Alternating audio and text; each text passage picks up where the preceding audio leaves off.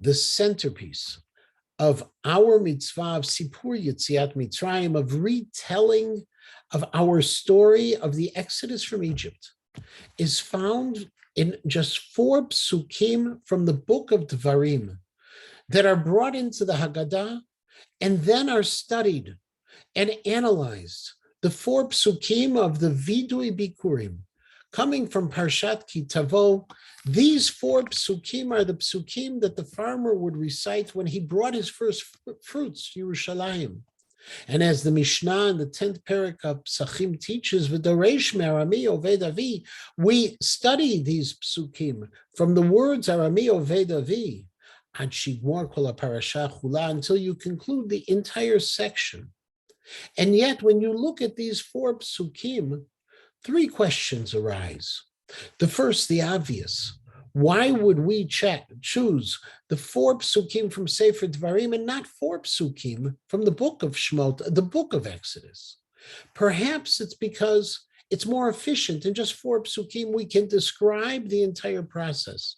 And yet Rav Soloveitchik suggested it's also because these 4 psukim are psukim of hakarat tov, of gratitude.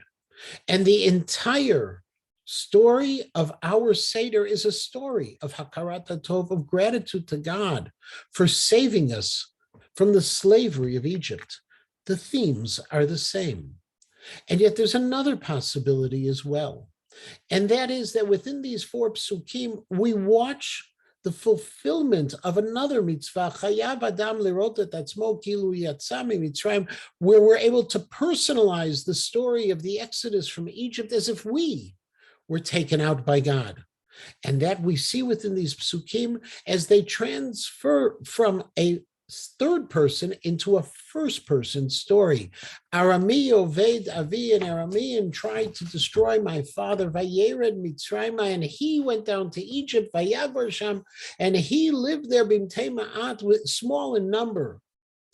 And then in the very next pasuk, Vayareu otanu HaMitzrayim, the Egyptians afflicted, mistreated us, Vaya'anunu v'itnu aleinu, and they placed upon us avodah kasha, the difficult labor.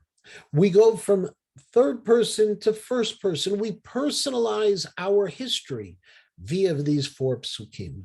And yet there is one more problem, and that is when the Mishnah taught ad shigmor kol parasha chula, until you finish the parasha is not 4 psukim long.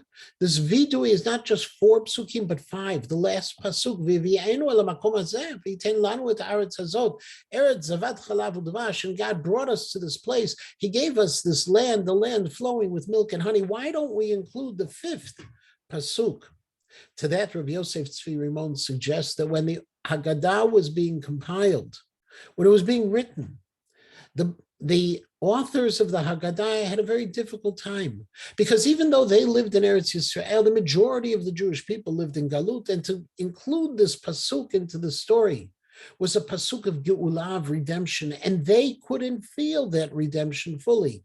And so they kept that one pasuk out. We have the 4 psukim and not the 5.